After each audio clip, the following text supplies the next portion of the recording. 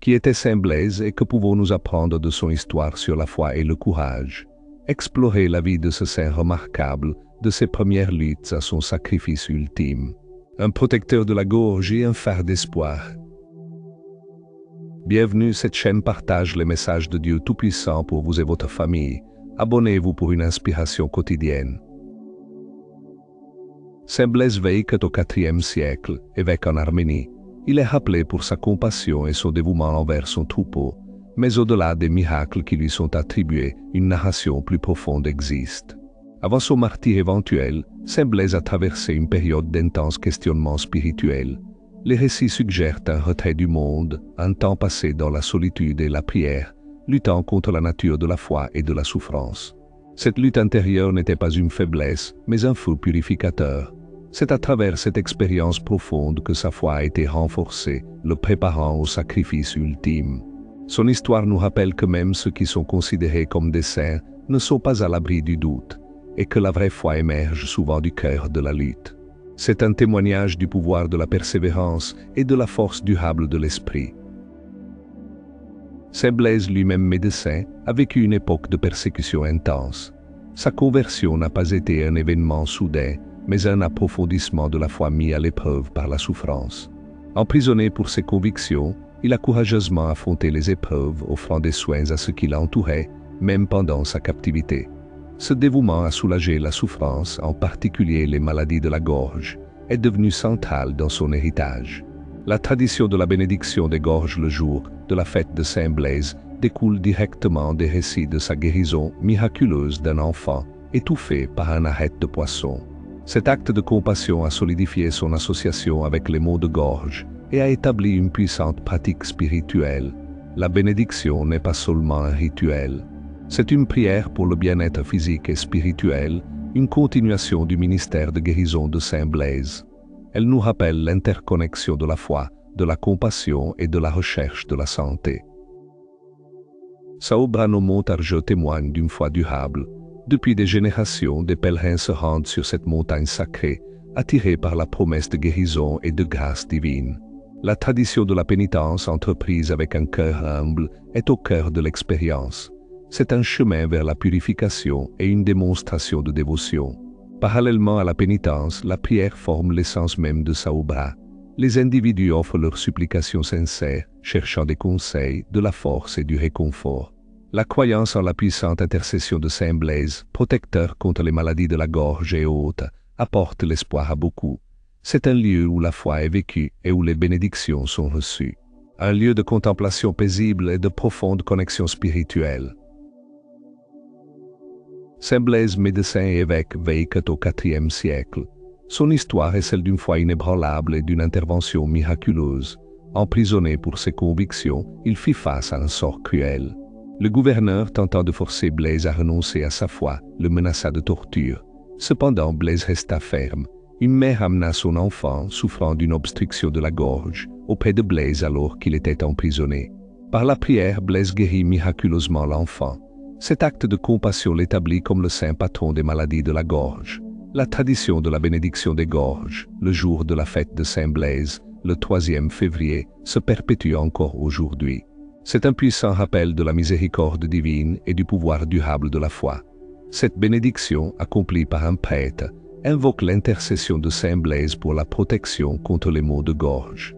C'est un témoignage d'un miracle qui continue de résonner à travers les siècles. Saint Blaise est un phare de dévotion sacerdotale et de leadership compatissant. Sa vie, marquée par une habileté médicale et une sagesse spirituelle, révèle une profonde compréhension de la souffrance humaine. En tant qu'évêque, il n'était pas simplement un administrateur, mais un berger, prenant soin des besoins de son troupeau avec une attention inébranlable. Son histoire nous rappelle que le véritable leadership ne consiste pas à exercer le pouvoir, mais à servir. Il s'agit de reconnaître le divin en chaque individu et de répondre avec empathie et guérison. L'héritage de Saint Blaise encourage un engagement envers le bien-être spirituel et physique de ceux qui nous sont confiés. Il incarne une vie consacrée à soulager la souffrance et à guider les autres vers la foi. Son exemple reste puissamment pertinent aujourd'hui. Sous le règne de l'empereur Licinius, une période de persécution renouvelée contre les chrétiens, Saint Blaise servait d'évêque. Sa réputation de sainteté et de guérison miraculeuse a attiré l'attention des autorités. Accusé d'éloigner de jeunes femmes des croyances romaines traditionnelles, il fut arrêté et soumis à des tortures brutales. Malgré la douleur atroce, Saint Blaise est resté ferme dans sa foi. Il fut emprisonné et pendant sa captivité, il guérit miraculeusement un enfant qui s'étouffait avec un arête de poisson. Cet acte d'intervention divine a encore plus irrité Licinius. Finalement, Saint Blaise fut martyrisé, offrant sa vie en sacrifice pour ses convictions. Son courage et sa dévotion inébranlable continuent d'inspirer les croyants aujourd'hui. Sa fête est célébrée le 3e février. Depuis des siècles, les fidèles se tournent vers Saint Blaise pour la protection contre les maux de gorge. L'histoire raconte que Blaise était un médecin qui, au lieu de pratiquer la médecine, utilisait la prière et la foi pour guérir. Emprisonné pour ses convictions, il fut martyrisé, devenant un puissant intercesseur. La bénédiction des gorges, traditionnellement effectuée le jour de la fête de Saint Blaise, le 3e de février, implique un prêtre ou un ministre désigné touchant la gorge avec des bougies bénites tout en récitant une prière. Cet acte n'est pas une guérison magique, mais une puissante invocation de la grâce divine. C'est un moment de recherche de la protection de Dieu, une expression tangible de la foi et un rappel du pouvoir de guérison de la prière. Les rubans rouges attachés autour du cou par la suite symbolisent la protection et sont un signe visible de la bénédiction reçue. Cette tradition continue d'offrir du réconfort et de l'espoir à beaucoup. En ces temps d'incertitude et de maladie, nous nous tournons vers Saint Blaise, un phare d'espoir et de guérison. Saint Blaise, vous qui avez souffert pour votre foi et êtes vénéré pour votre protection contre les maux de gorge, entendez notre prière. Accordez de la force à ceux qui sont malades, du réconfort à ceux qui pleurent et du courage à ceux qui ont peur. Bénissez les professionnels de la santé, les scientifiques et tous ceux qui se consacrent à soulager la souffrance. Protégez les familles de la maladie et du désespoir. Que votre intercession apporte la paix et la restauration à notre monde. Par la foi et la prière, puissions-nous trouver du réconfort et la guérison. Souvenez-vous de Saint Blaise, un puissant défenseur en temps de besoin. Que la grâce divine soit avec vous tous.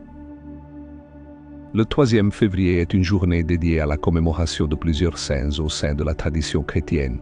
Saint Blaise, un médecin, est honoré pour ses pouvoirs de guérison, en particulier concernant les maux de gorge. Saint Osgar, connu comme l'apôtre du Nord, a apporté le christianisme en Scandinavie. Sainte Ague, une martyre romaine, est vénérée pour son courage et sa foi. Sainte Brigitte de Kildare, une abbesse irlandaise, est célébrée pour sa piété et ses miracles. Ces individus, par leur dévotion et leur sacrifice, offrent des exemples durables de foi, de compassion et de service.